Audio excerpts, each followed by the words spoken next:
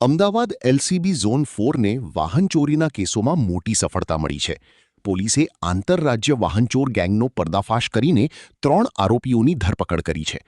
આરોપીઓ પાસેથી કુલ 15 ચોરાયેલી મોટરસાઇકલો જપ્ત કરવામાં આવી છે, જેની કિંમત અંદાજે 4.5 લાખ રૂપિયાથી વધુ છે. તપાસ દરમિયાન અમદાવાદ, સાબરકાંઠા અને રાજસ્થાનના કુલ 11 વાહન ચોરીના ગુનાઓનો ભેદ ઉકેલાયો છે. ડીસીપી અતુલ બંસલે જણાવ્યું કે આરોપીઓ અમદાવાદમાં મજૂરી કામ માટે આવી વિવિધ વિસ્તારોમાંથી બાઇક ચોરી કરતા અને થોડા દિવસ ઉપયોગ કર્યા બાદ બીજી બાઇક ચોરી લેતા હતા. હાલ પોલીસે વધુ તપાસ હાથ ધરી છે અને અન્ય ગુનાઓમાં તેમની સંડોવણીની તપાસ ચાલી રહી છે. 29 માર્ચના રોજ પોલીસે એક એલસીબી ઝોન 4ની ટીમે કાયદાના સંઘર્ષમાં આવેલ કિશોરને નરોડા વિસ્તારમાંથી પકડી અને એની પૂછપરછમાં એવું સામે આવ્યું કે આ કુલ 3 લોકોની એક આંતરરાજ્ય બાઇક ચોરાવવાની ગેંગ છે. એમાં જે બીજા 2 સાગરીત છે, એમાં રણજીતસિંહ નાથુસિંહ રાઠોડ, જેને એક મુખ્ય સાગરીત તરીકે કહી શકાય, અને બીજા લલિતકુમાર મીના.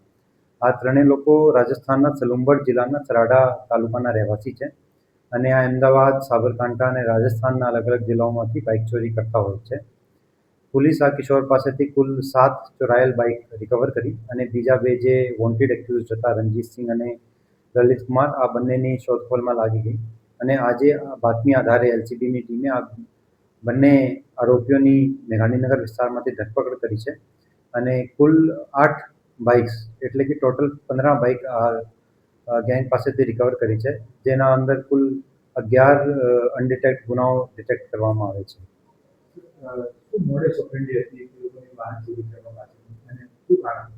આ લોકોએ પોતાના અંગત ફાયદા માટે બાઇક ચોરી કરતા હતા. છૂટક મજૂરી કરતા હતા અહીંયા અમદાવાદમાં અલગ અલગ વિસ્તારમાં, અને ખાસ કરીને સ્પ્લેન્ડર બાઇકને ટાર્ગેટ કરતા હતા અને બાઇક ચોરી કર્યા પછી એને વાપર્યા પછી એ કોઈ અવળું જગ્યા, જ્યાં કોઈ બીજા માણસની અવરજવર ના હોય એવી જગ્યાએ એને મૂકી દેતા હતા. આ મૂળ તો સલંબર જિલ્લા રાજસ્થાનના રહેવાસી છે, પણ અમદાવાદ અવારનવાર એ છૂટક મજૂરી અર્થે આવે છે. કોઈ પણ બાઇક જેમાં ખાસ કરીને સ્પ્લેન્ડર બાઇકને એ ટાર્ગેટ કરતા હતા, જેનું જે લોક તોડવાની પ્રક્રિયા થોડીક કહી શકાય કે આ લોકોની એક એક્સપર્ટીઝ હતી એમાં, અને કોઈ બાઇક હોય જેને લોક નહીં લાગ્યું હોય અથવા તો કોઈ ચાબી કોઈ ગલતીથી વચ્ચે મૂકી દીધી હોય, તો આ પ્રકારની બાઇકના ટાર્ગેટ કરતા હતા. એમાં એક આરોપી ઉપર એક ગુના દાખલ છે, જે રણજીતસિંહ નાથુસિંહ રાઠોડ છે. એમાં એક પ્રોહિબિશનનો એક ગુનો દાખલ છે. એ railway police station, Ahmedabad railway દ્વારા એ ગુનો દાખલ કરવામાં આવ્યો છે. તપાસ કરવામાં આવી છે, કારણ કે અનેક બાઇકો રિકવર કરવામાં આવે છે. આ બાઇકનો ક્યાં ઉપયોગ થતો હોય છે, એ બાબતે તપાસ કરવામાં આવે છે.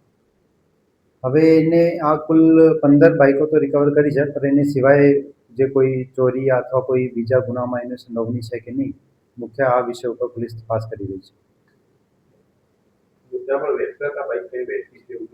એ જે બાઇકો છે તો એ અંગત ફાયદા માટે, બટ હા, એક બે બાઇક આ લોકો સ્ક્રેપ, જે ખરાબ હાલતમાં હોય અને ઉપયોગ નહીં કરી શકાય, એને સ્ક્રેપ તરીકે પણ વેચી હોય એવું પ્રાથમિક દૃષ્ટિએ જણાઈ આવે છે.